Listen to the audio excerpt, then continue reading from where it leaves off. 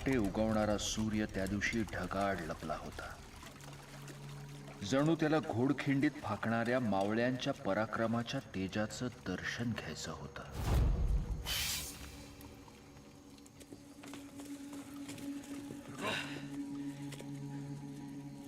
In मराठों ने फिर से सह्याद्री का जन्म चुन लिया, लेकिन आज ये सह्याद्री भी उन्हें बचा नहीं पाएगा.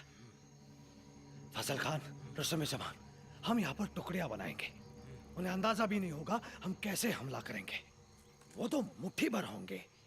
टुकड़ियों में हमले करेंगे तो वो थकते जाएंगे. ओ बाजी काका, सांगा आता काय करायचं. सांगितलं होतं पुढे जा म्हणून, कशाला मागे थांबलात?